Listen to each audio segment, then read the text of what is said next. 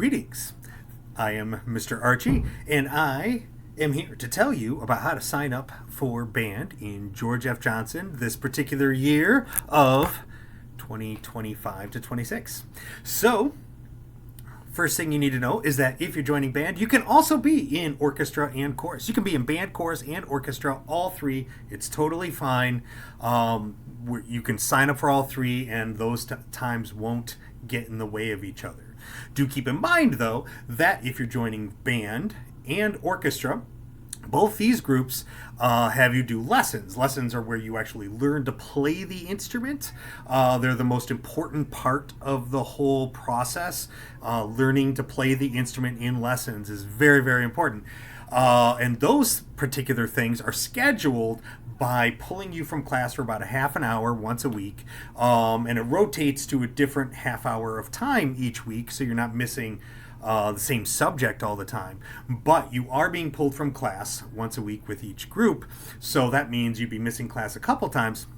So make sure that you know that you're able to handle that extra work and missing that extra time.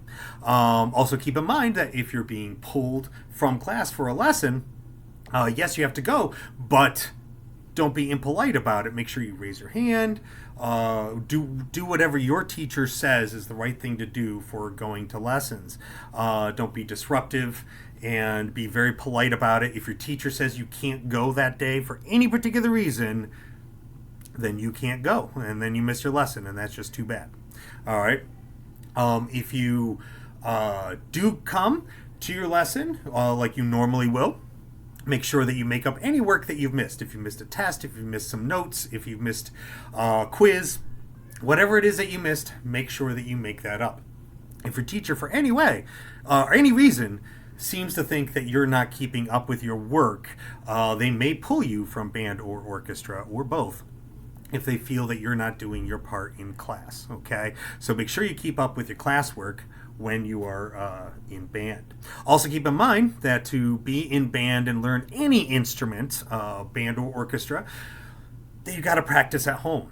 It takes actual physical practice at home. It's a physical activity playing these instruments, and it is very, very important that you play it a little every day. If you don't, you won't learn. Okay, that's just how physical learning works.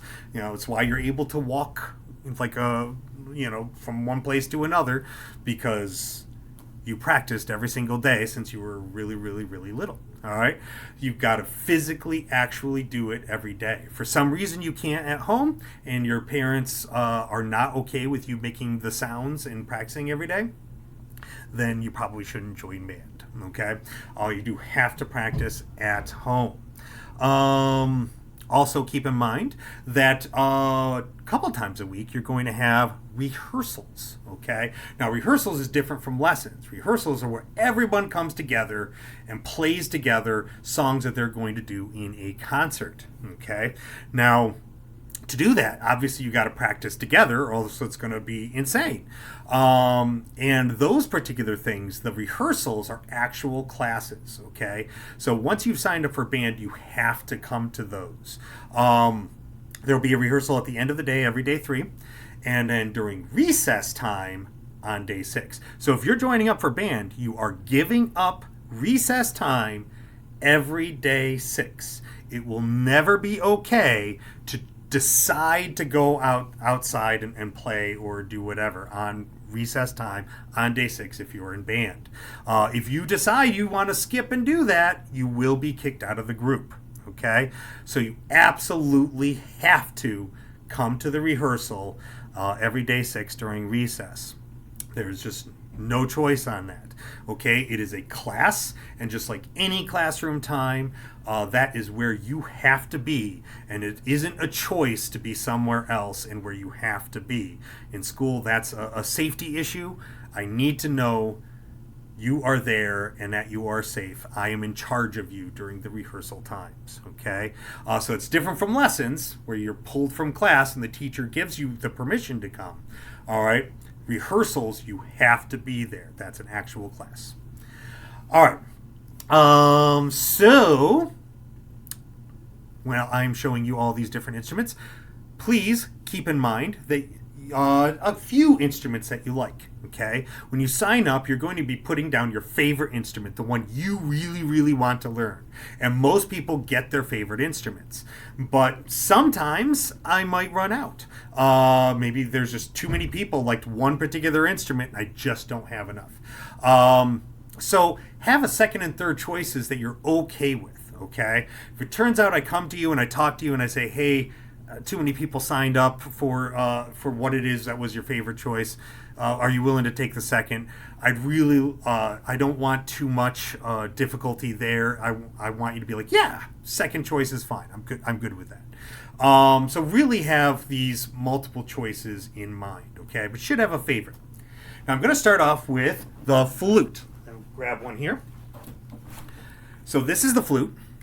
All right, flute is the smallest of the instruments that I teach. Fits in your backpack and everything. So really, really great choice. Gets the melody most of the time. And I have loads of flutes. I actually got a bunch of new flutes this year. So this is a great first choice. I've got tons of these, and I want tons of them in the band. All right. So you hold it like this. All right. And sounds like this.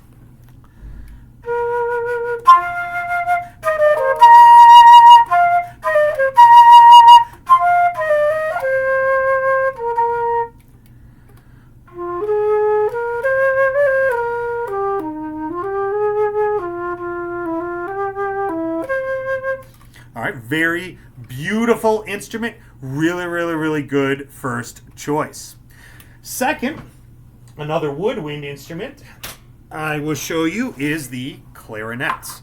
Clarinet is almost as small. It's just a hair bigger, just too big to fit in your backpack. But still very small, easy to carry. Has a reed, okay? And any reed instruments are probably going to squeak a lot when you first play. And be ready for that. Sometimes it's not going to make the best sounds at first, okay? You got to kind of get used to it. But this is a great one. If I had an instrument that I need the most of, it's probably clarinet. I have tons and tons of clarinets. I've never run out of clarinets, handing clarinets out. So also a great first choice. This is clarinet.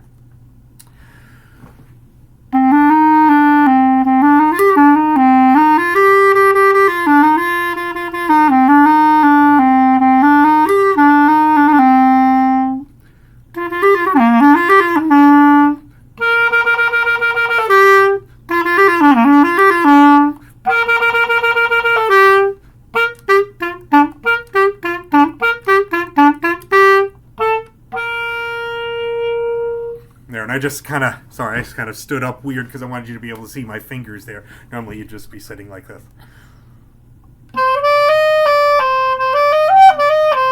I just wanted you to be able to see my fingers. Anyway, clarinet, great first choice. Now, the last of the woodwinds that I teach is one called the alto saxophone. Now, the alto saxophone is also a reed instrument, but keep in mind that this thing is big and heavy.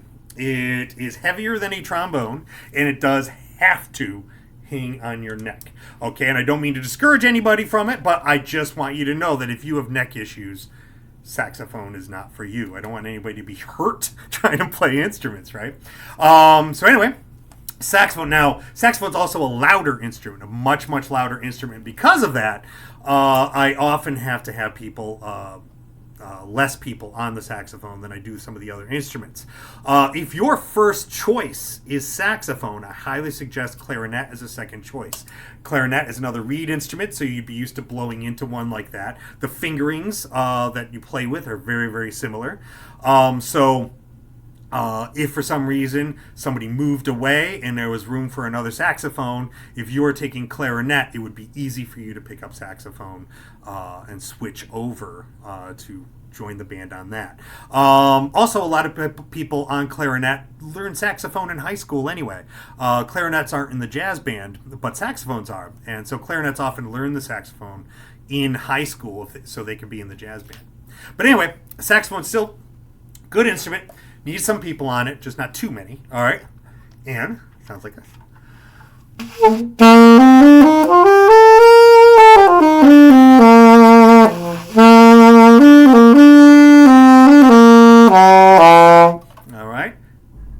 saxophone. All right. Now, that's the woodwind instruments. Now, brass instruments, I have first the... Oops. Trumpet. All right. So, trumpet here is the smallest of the brass instruments. Doesn't fit in your backpack at all, for sure. All right. But it's still pretty light, pretty easy to carry. It's high up. It gets the melody a lot. You need to be able to do this with your lips. You need to be able to buzz your lips a little bit. If you don't know how to do that, you learn with me. Don't worry too much about it if you really like it. But that's how you make the sound on this end. And this gets the melody a lot. I have tons and tons of trumpets. So also great first choice.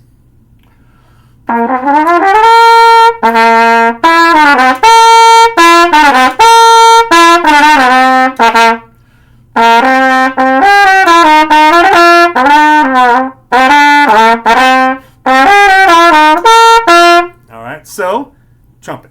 All right.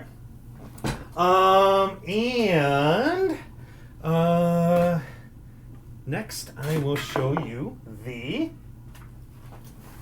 French horn. All right. And French horn is such a big instrument that you would get two. You get one to keep at home, one here. So you wouldn't have to carry it back and forth. So it's actually easier on that end. But French horn is one of the tougher instruments. You really, really, really want to be good at music if you're picking French horn. And yeah, but it sounds awesome. I love the French horn. I need French horns. I hope I have more French horns this year than I've had in previous years. I love the French horn. I want a bunch of them. But keep in mind that it is harder. So be somebody who's going to be, you're good at music. Okay. So here is the French horn.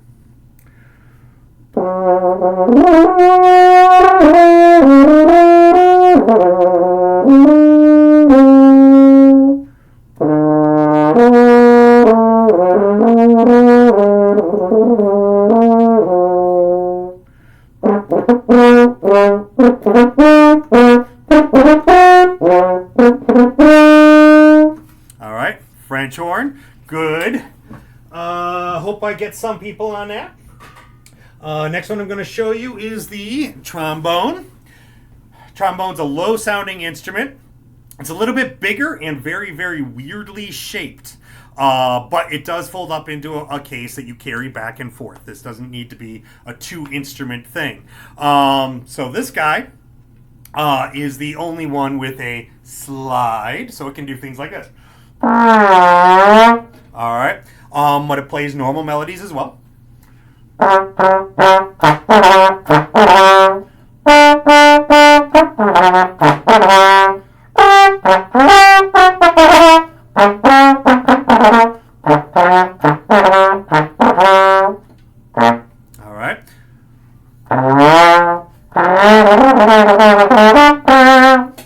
So, also a good choice. We need bass sounds in the band, and that will help with that. And even better for bass sounds is this guy right here. It's kind of like a mini tuba, but this isn't a tuba. This is a euphonium or baritone. It uses both names. On your sign-up form, I'm pretty sure it's euphonium. And this guy plays all the really, really low stuff, all right? And I need lots of people playing the low stuff. I hope I get more people on this. Obviously, this one's big and heavy, and you'd have one at home and one here. So just like if you were an orchestra and you had the string bass, you're not going to have to carry that back and forth all the time. You just got to get one at home at some point, and you're good. All right? So anyway, euphonium. We have a couple teachers that you'll have in the future if you stick with band that this is their main instrument, okay? It's a very, very popular, really cool instrument. Euphonium plays a lot of the low sounds, but here's a fun melody.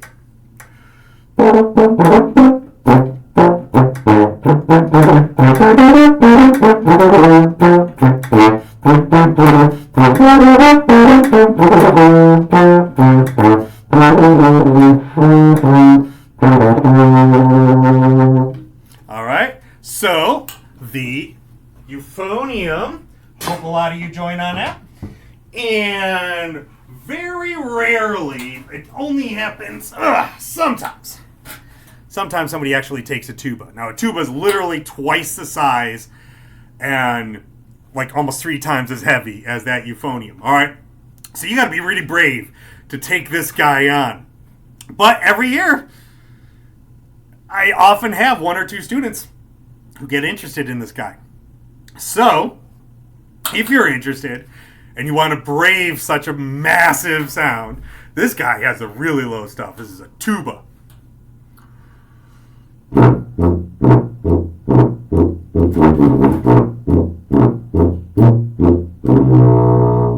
All right.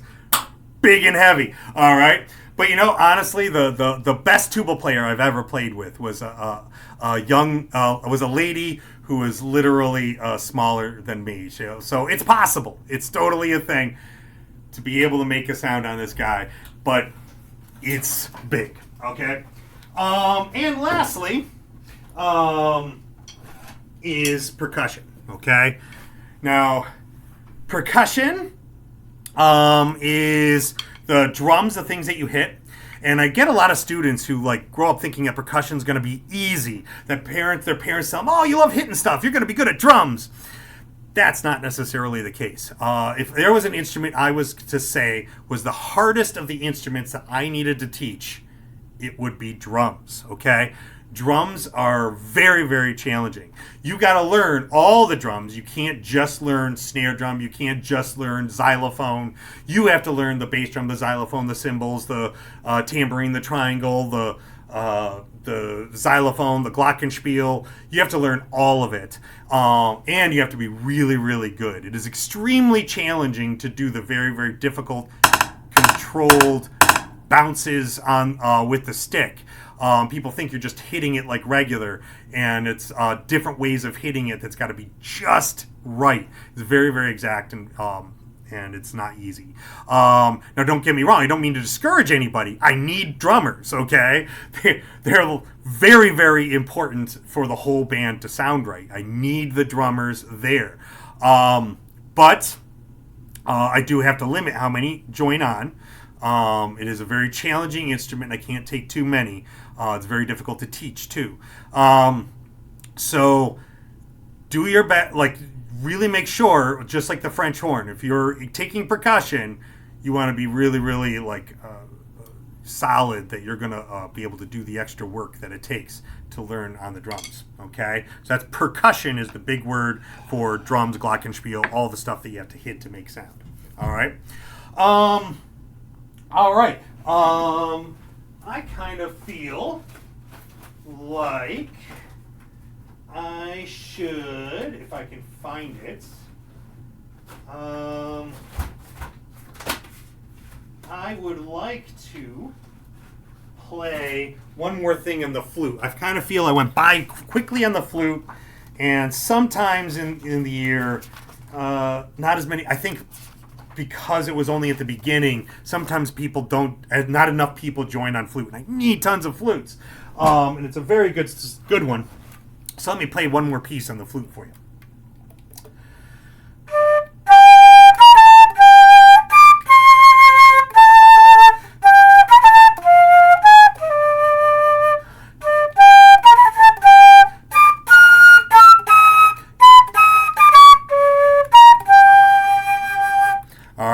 So remember, flute is a very, very good one.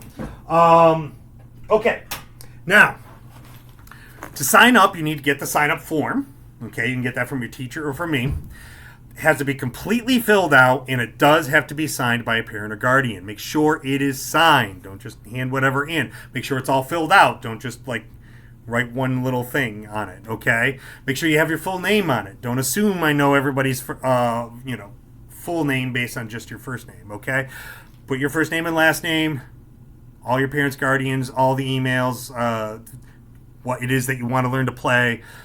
Make sure your parents read the back so they know when the concert dates are and know what to expect, all right?